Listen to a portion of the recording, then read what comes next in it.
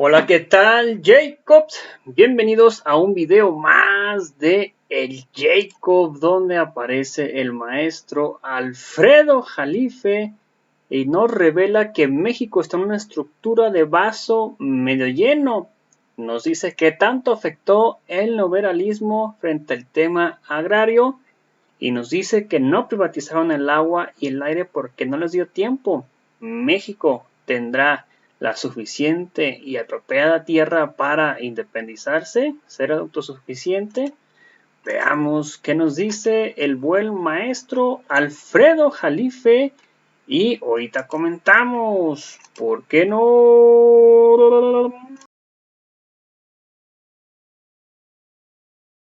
Doctor, ¿la crisis alimentaria solo se analiza para el caso de China u otros países también la pueden padecer?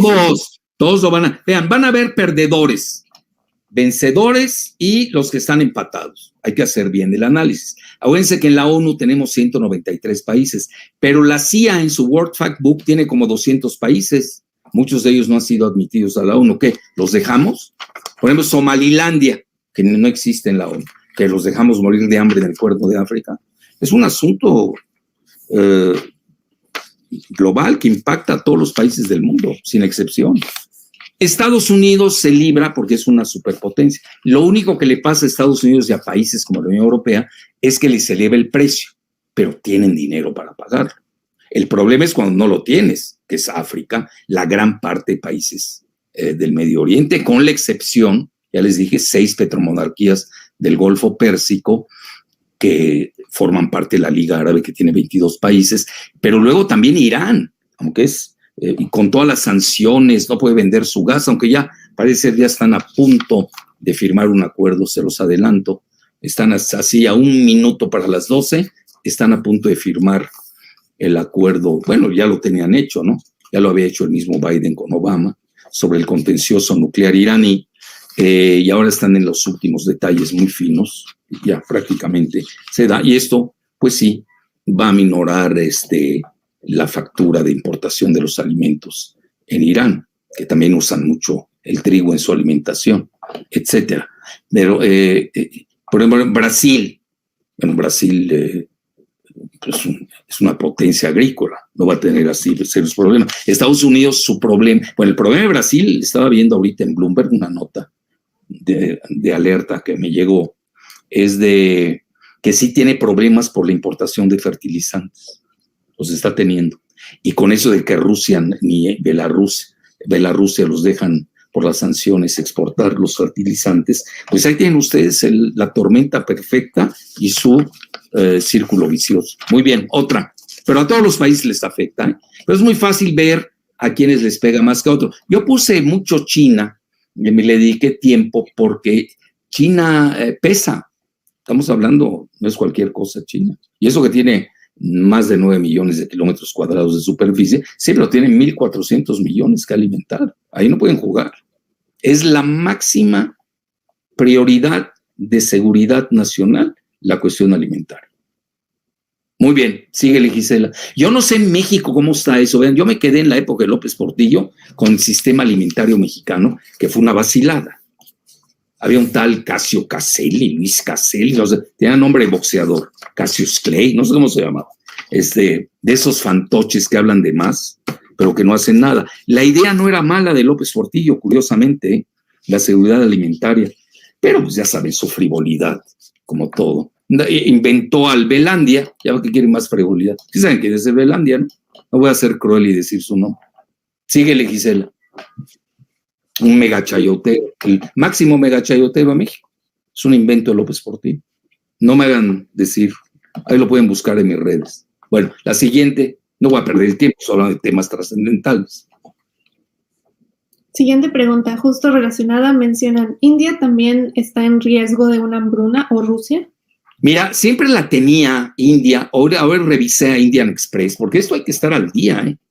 Vean, por ejemplo, ¿se acuerdan cuando a mí me había quedado en mi psique, ¿no? Individual, me había quedado del embargo de trigo que le había propinado Brzezinski y Carter a Rusia. Pero eso fue en los Juegos Olímpicos, cuando les tocó a ellos, hagan cuentas, no sé, yo no soy bueno para hacer esas cuentas. pero ya hace años. Y ahora resulta, eso lo leí, bueno, estoy al día, de 5 años a la fecha, que Rusia se volvió una potencia agrícola de primer nivel. Entonces, mucho varía esto. Hoy estaba leyendo en Indian Express, increíblemente, las notas que yo tenía de India hace 3 años, 5 años, eran que había incluso hambruna. Y mucho de ello, ustedes saben, tiene que ver con su creencia, por las vacas sagradas, así de fácil. Carne hay, pero ellos tienen sus creencias muy respetables y punto. Entonces, pero hoy estaba viendo que no, que pueden importar, que ya están exportando trigo. Me llamó la atención, No sé qué reacomodo habrán hecho en los 5 años, habría que estudiar país por país, sobre todo esos niveles, ¿no? País como es India. Pero, por ejemplo, vean, Australia es autosuficiente y es exportadora. Argentina siempre fue una potencia agrícola. Basta, conozco muy bien la Patagonia. ¿Por qué creen que anda ahí George Soros en la Patagonia comprando terrenos? Por eso a veces cuando voy atando cabos, hoy lo pensé, vean, porque el cerebro pues, va acumulando noticias, ¿no? E información. Y de repente tu mismo cerebro te dice, oye, te da un flashazo y no será una guerra alimentaria esta que no se atreve a decir su nombre. No estoy infundiendo miedo. Lo único que estoy diciendo como hipótesis, hay que tenerla. Porque curiosamente, tanto Estados Unidos como China ya se están preparando a ese tenor. Por eso quieren ser autosuficientes. En ese sentido hay que reconocerlo. Estados Unidos es una superpotencia agrícola. Ya ven todo lo que les conté, los subsidios de Baby Bush, etcétera. El problema iba a ser el alza. Eso sí, les va a costar más los fertilizantes, transporte, la cadena de suministro, etcétera, pero van a tener alimentos. Y, nos guste o no, Estados Unidos pues tiene con qué pagar. El problema son los países que no pueden pagar. La siguiente. Siguiente pregunta.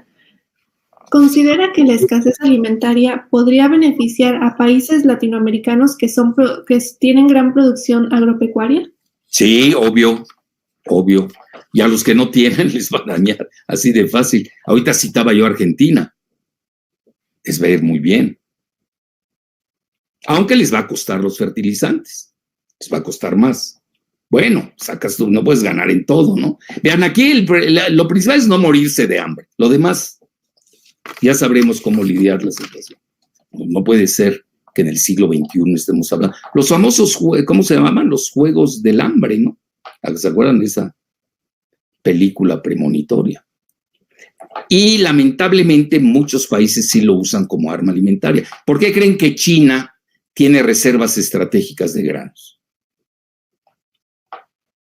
¿Por qué Estados Unidos tiene reservas estratégicas de petróleo? Es decir, en las áreas, en los rubros en los que son vulnerables, pues es la tónica crear reservas para tener por lo menos, no importar de 1 a 2 meses, tener la capacidad de aguantar vara, como dicen las corridas de toros. Muy bien. ¿Cuántas más tienes, Giselita? Ya tenemos 5 minutos. Ok. ¿Tienes muchas? Sí, todavía hay varias. Bueno. Siguiente pregunta, relacionada. ¿Vendrá una división mundial geoalimentaria en cuanto a la alineación de regiones y países? Se puede dar. Hay que tenerlo en el radar. Una balcanización alimentaria se puede dar. Hay que tenerlo en el radar. Sobre todo hoy que estamos en una fractura a varios niveles. Imagínense que lleguemos al grado, no, pues yo como del lado del oriente de Ucrania, y el otro, pues no, yo como del lado de occidente de Ucrania. De hecho, ya se había llegado a eso, pero no se decía abiertamente. Europa, realmente Ucrania era uno de los graneros, sobre todo Europa, la parte, no la del Donbass, ¿no? Desde el 2014,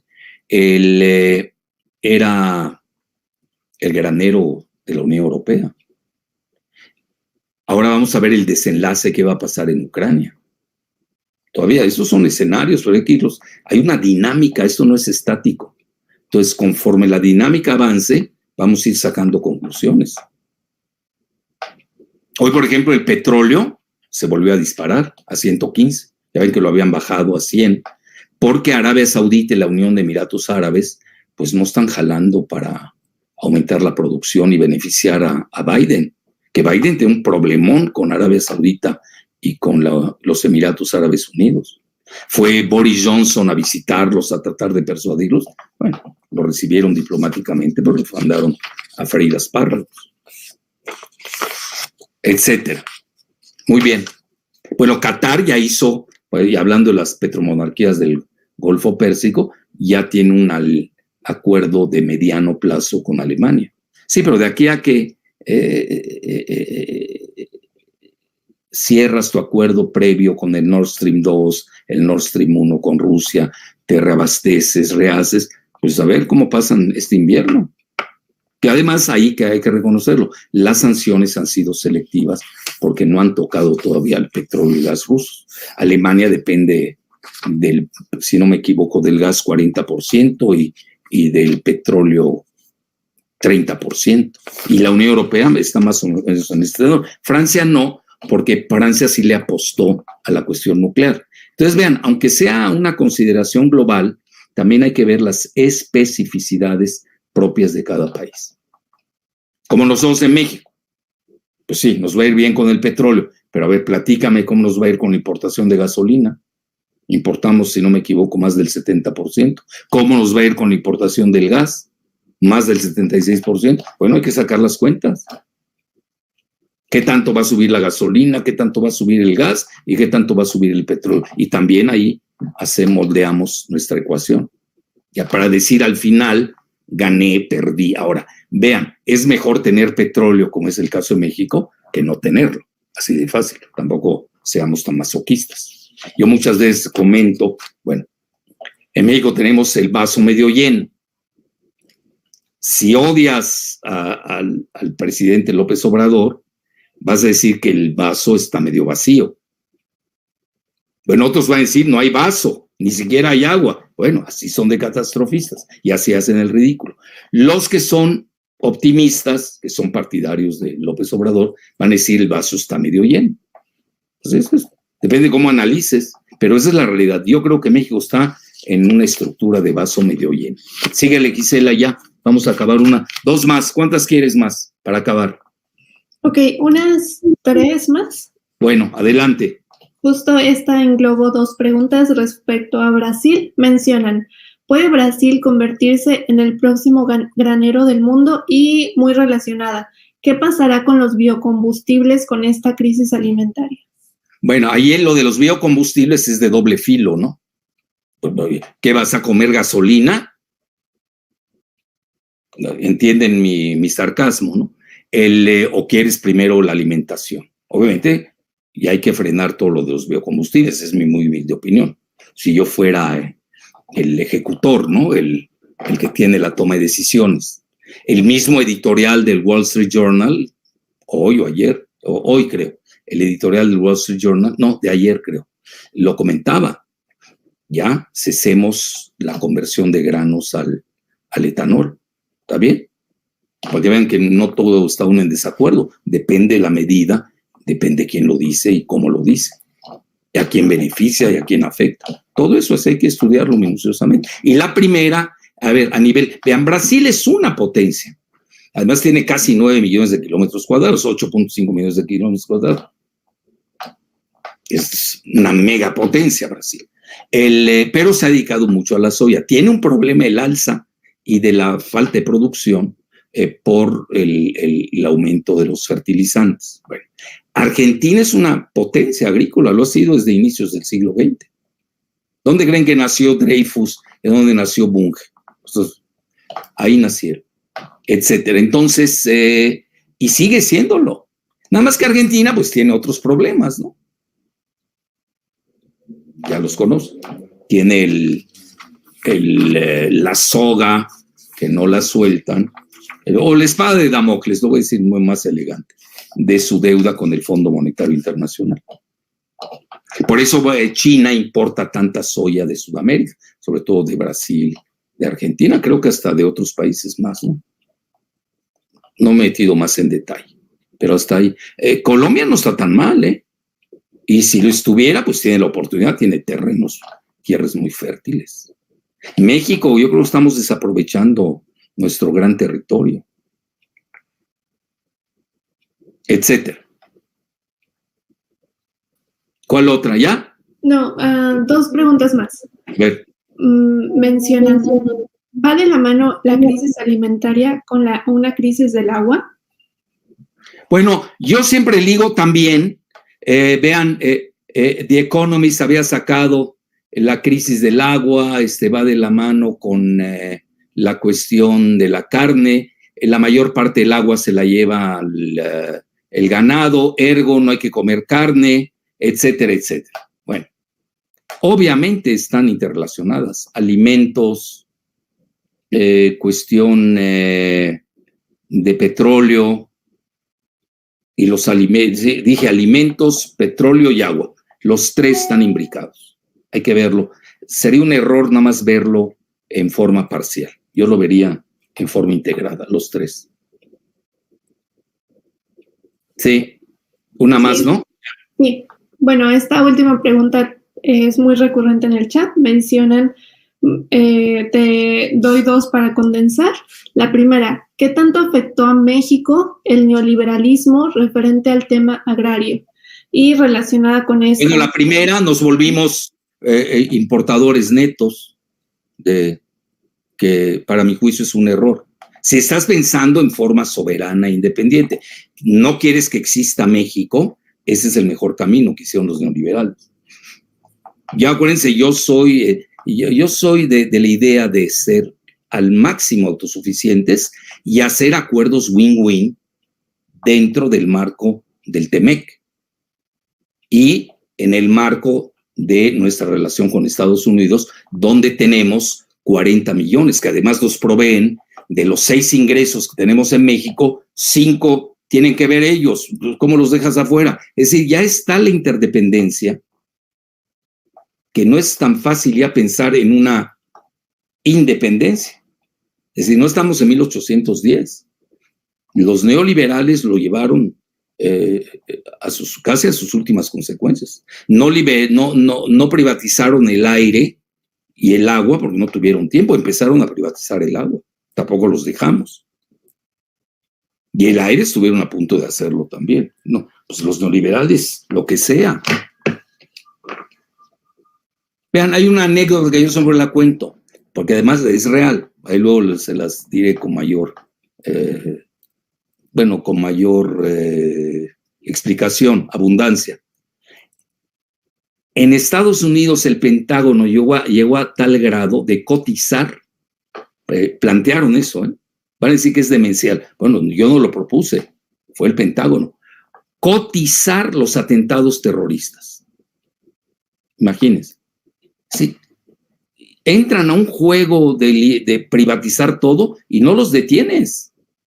Todo lo va hasta, bueno, iba a decir una palabra fuerte. Mejor la dejo ahí. Iba a decir algo tremendo. Bueno, entonces todo lo privatizan porque ese es su modelo de negocios. No tienen creatividad, no tienen más que eso, no tienen mayor ciencia. Y luego se van al ROI, Return on Investment, maximizar al máximo los ingresos. Ahí está, por eso tenemos el mundo de hoy así.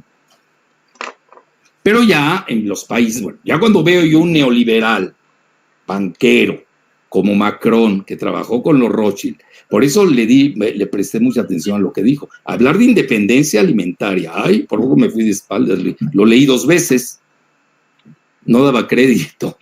Un neoliberal hablando de soberanía alimentaria, de seguridad alimentaria, cuando ellos son globalistas en todo. Y Macron, lo digo respetuosamente, a mí me cae bien, yo soy francófono, no tengo nada personal contra él. Además, se ha portado muy bien con el Líbano, en general, ¿no? Entonces, yo no tengo nada personal en contra de Macron, pero sí, viendo su quintesencia neoliberal globalista, y lo escucho hablar en materia alimentaria, de seguridad alimentaria, soberanía alimentaria e independencia alimentaria, me fui de espaldas. Sí, también entiendo que hay elecciones en abril.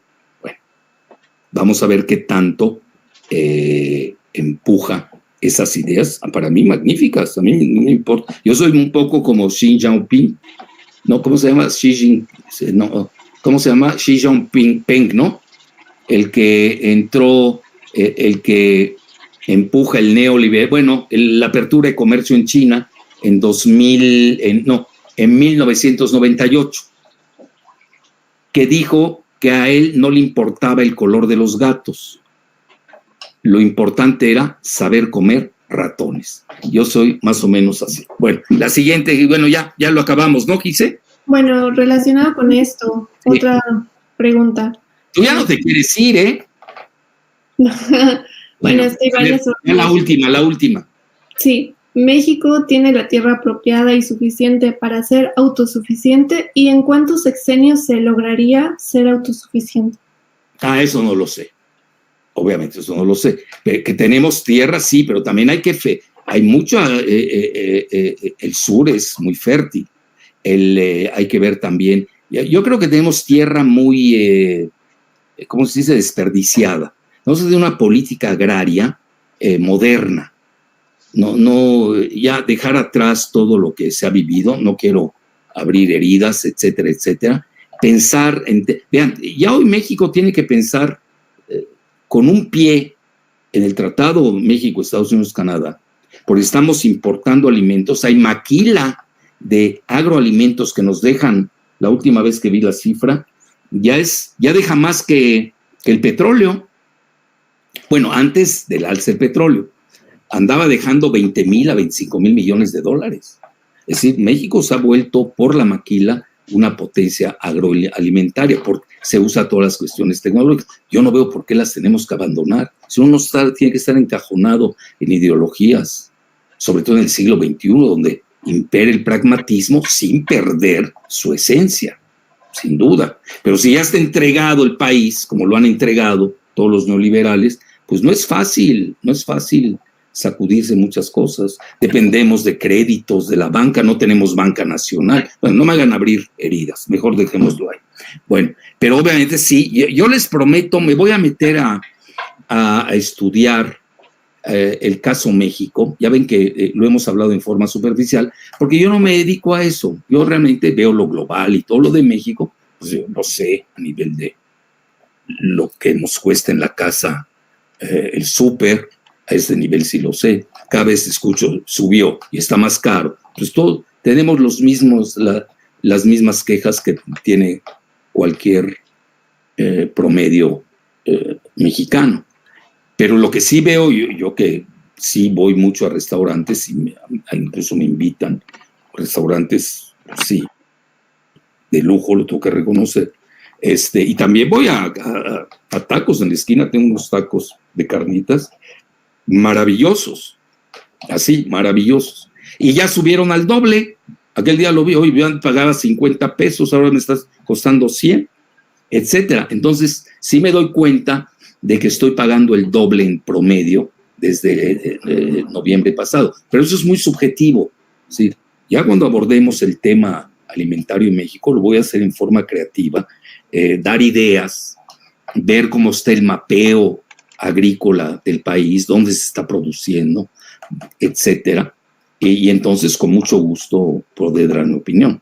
Pero así, lo único que les puedo decir es sobre México, estoy hablando, ojo de buen cubero, recordándome de aquel famoso sistema alimentario mexicano que sonaba muy bonito y que luego resultó, si no me equivoco, en un desastre. Tan es así que en el país del Popol Vuh, donde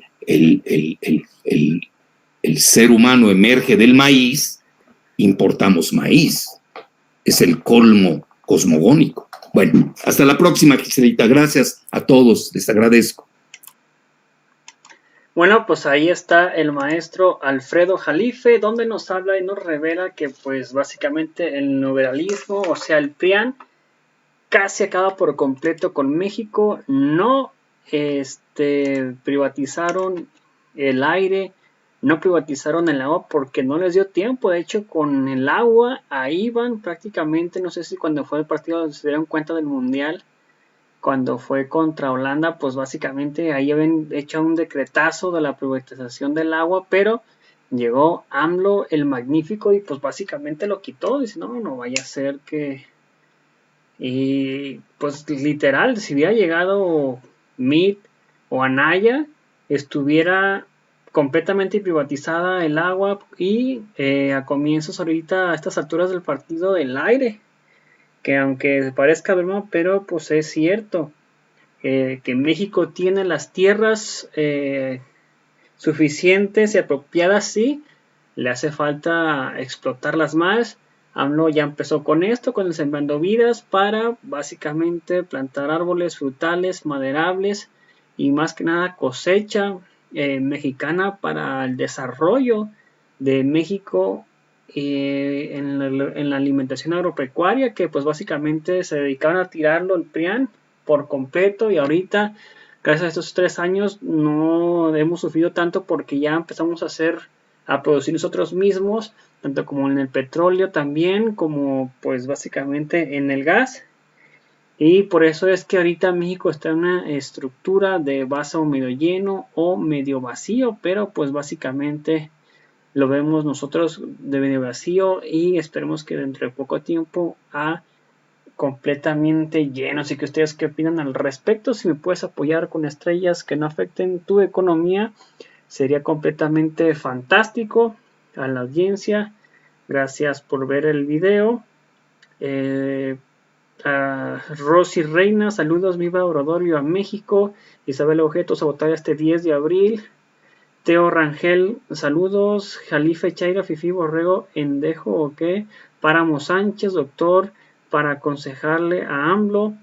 Páramo Sánchez, AMLO se queda 9 años más. Adolfo Rodríguez, ojalá y entrevistaran al doctor Alfredo Jalife López Dóriga Velardian, que puede decir ese animal, no le quede ni en pintura. Adolfo Rodríguez votará por AMLO este 10 de abril. Tony Velarde, los neoliberalistas tenían regando a México por todos los lados, ya no mejor se encuentra nada, exigimos la cárcel a los traidores a la patria. Mi admiración para usted y viva la 4T. Bueno, pues ahí está, gracias por ver el video, los invito a ver el siguiente video. Hasta la próxima, bye, suscríbanse.